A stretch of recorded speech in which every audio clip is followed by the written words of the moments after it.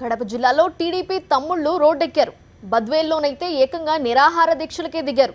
ప్రొద్దుటూరులో ఓ సమావేశం ఏర్పాటు చేసుకుని సొంత ప్రభుత్వంపైనే నిరసన తెలిపారు. ఇక కడపలో ఎస్సీ విభాగం నేతలు తమకేం చేయటం లేదంటూ ఆమరణ దీక్షలకు దిగటం, రోజుకో చోట తమ్ముళ్లు అసంతృప్తి వ్యక్తం చేయటం జిల్లాలో చర్చనీయాంశమయ్యాయి.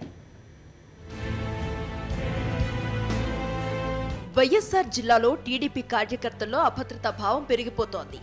జెండా మోసే తమకే కాదు, సామాన్య ప్రజలకు కూడా ఏమీ చేయటం లేదంటూ వారు ఆందోళన వ్యక్తం చేస్తున్నారు. సొంత పార్టీ అధికారంలో ఉన్నా ఫలితం లేదని, కార్యకర్తలను పట్టించుకోవటం లేదంటూ వారు నిరసనకు దిగుతున్నారు. మరోవైపు అభివృద్ధికి ఏమాత్రం కృషి చేయటం లేదని ఆరోపిస్తున్నారు. బద్వేల్ మున్సిపాలిటీలో ఏకంగా కౌన్సిలర్లే తమ మున్సిపాలిటీని అభివృద్ధి చేయటం లేదంటూ దీక్షకు దిగారు.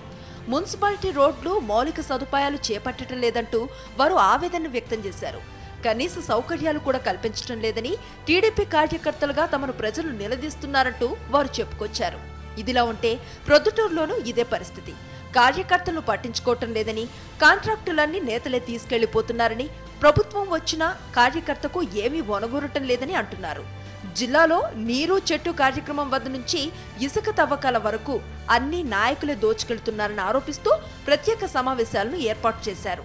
ఈ రెండు సంఘటనల్లోనూ టీడీపీ అంతర్గత పోరు లేకపోలేదు. బద్వేల్ మున్సిపాలిటీలో దీక్షకు దిగిన కార్యకర్తలు మాజీ ఎమ్మెల్యే విజయమ్మ వర్గీయులు కాగా, ప్రొద్దుటూరులో లింగారెడ్డి వర్గీయులు ఉన్నారు.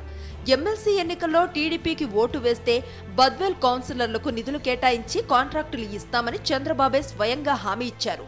పని అయిపోయిన తర్వాత చంద్రబాబు నాయుడు ఆ ఊసే ఎత్తలేదు. దీంతో వారు ఆందోళన చేపట్టారు. ఇక ప్రొద్దుటూరులో వరదరాజుల రెడ్డి వచ్చాక లింగారెడ్డి వర్గీయులకు ప్రాధాన్యత తగ్గింది.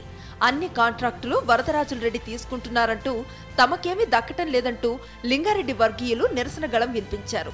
గతంలో కడప నగరానికి చెందిన ఎస్సీ విభాగం నేతలు కూడా జెండా మోసిన తమకు ఏమీ చేయటం లేదని, నేతలే కాంట్రాక్టులన్నీ ఎత్తుకెళ్తున్నారంటూ నేరుగా ఆమరణ దీక్ష చేశారు.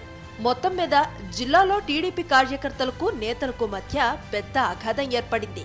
దానికి ఈ నిరసనలే నిదర్శనంగా నిలుస్తున్నాయి.